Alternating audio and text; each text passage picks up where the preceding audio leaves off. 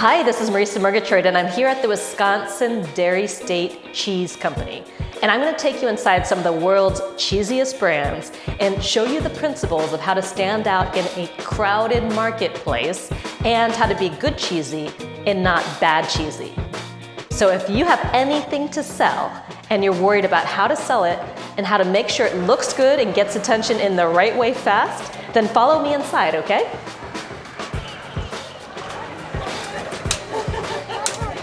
So there are a lot of kinds of cheeses here, and when you look at an entire store full of cheese, you're probably wondering, well, how do I find the right cheese? What's the best kind of cheese for me? So let's take a look inside of the case here. So here we've got provolone cheese, and we've got farmer cheese, and we've got all kinds of cheeses, but what you'll notice about the packaging is it's just plain, right? There's not a whole lot going on. So my guess is this is a very good cheese. It's going to be solid. It's not going to be the best thing that I've ever tasted, but for the value, $2.67, it's a good buy. There are three core principles of branding. Number one is to stand out. That means get noticed. In a crowded shop full of cheese, how do you get noticed? How do you stand out above the pack? And you do that through the visual branding, through the colors, through the fonts, through the packaging, and online. You also do it through colors and fonts and web pages and all of that. Now the second principle is to say what it is. You immediately know this is provolone cheese and you know that this is farmer cheese.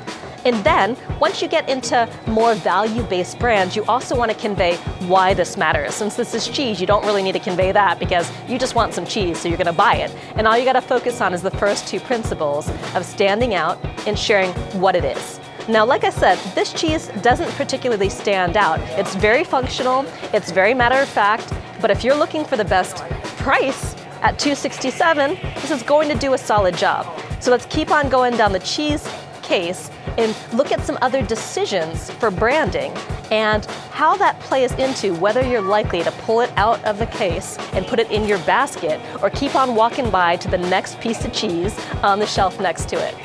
Next up on the shelf, we've got this. We've got some mascarpone, and it's Belgiosa mascarpone. You can see it's got Italian packaging. It's even got this gold foil sticker here saying $5. It's about twice the price of the cheese we just looked at, and it's got very different visual branding signals here. Yes, it says what it is. I know it's mascarpone, but it also starts to get into the why. It's delicious, creamy, spreadable cheese for bagels, toast, and tiramisu. But you can see with the color choices, we've got more colors here. We've got the deep green, we've got the lighter green, we've got a different font choice. We've got these serif fonts, and the serif fonts have these little, wings on the edges of the letters, and that speaks to quality, it speaks to tradition, it speaks to more of a classical cheese, a higher value, more sophisticated cheese. And mascarpone isn't the kind of cheese for everyday use like a provolone or like a cheddar. So if you want to go higher market, if you want to say that you're more of a premium brand, then using things like serif fonts and using some of these other signals that you see here, it's really clearly a cheese from Italy. And in a Wisconsin cheese factory, they're saying, well, a cheese from Italy is better, perhaps, than a cheese from Wisconsin. Not necessarily true, but that's what the branding is trying to say. So for somebody who's got a more exotic taste, a more sophisticated taste, who wants something that goes beyond the ordinary, this might be a cheese that they pick up. Moving down the cheese case to what's going to strike my fancy next, and I see some feta. And we've got a couple different options for feta cheese. We've got the plain old Wisconsin Dairy State Cheese Company feta, plain vanilla packaging. It just says what it is. It's not really out to get noticed. And then we've got this brand, Cafe Olympia, feta cheese crumbles. And this brand is going for a differentiation, both by being cheese crumbles and not the whole block of cheese, and being cucumber lemon, giving you more options for flavors. But really what it's trying to do is speak to the authenticity of being a Greek cheese, not a regular old cheese from Wisconsin like the cheddar and the provolone and everything else, but really evoke Cafe Olympia with the fonts here, the Greek fonts, and you see it's from a master cheesemaker and all of that, to evoke like what it would be like if you were actually in Greece, perhaps on the island of Sardinia or something like that, eating this cheese with lemon and with olive oil, looking out over the sunset on the ocean. You start to imagine different storylines because of the packaging, because you know this is a real authentic Greek cheese versus just a feta cheese from Wisconsin like all the other ones. So as you can see, these are speaking in a very different way. So if you just want to get to the point and get the regular feta, you might go for this one. Plain old feta, big old chunk of it. And if you want to really have the authenticity of being in Greece, feeling like you're a little bit more cultural, maybe you're a little more sophisticated, you're more globally aware, you might go for this Cafe Olympia. Here the pricing, not much different. This is a lot more cheese than this, but the pricing is kind of comparable. But it's more about the cultural authenticity versus just going for the feta. Give me the feta, all right? Okay, you ready for bad cheesy? I know you are, because everybody likes a train wreck, okay? So here's bad cheesy. Now this is some paneer. And paneer is Indian cheese used in saag paneer and a lot of different dishes. But this is a cheese that doesn't really know what it is. It clearly looks like a Wisconsin brand. It says Wisconsin cheese over here. It's actually a winner of the World Championship.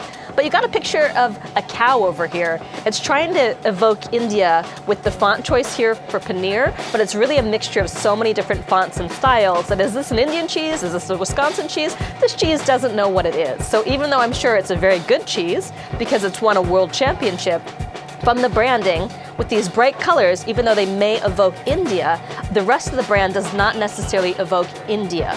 So if I were this company, I would go for all Indian packaging, where not just using the font, but say having an Indian decoration. I wouldn't have just this regular old cow that looks like it's a Wisconsin dairy cow. I might have a cow that's wearing some sort of decoration or whatever it happens to be, but make this look more Indian and more cultural, and I think it would sell even better than this kind of cheese that sort of looks like a traditional American cheese with a little bit of an attempt to kind of speak to Indian colors and fonts, but it doesn't go all the way.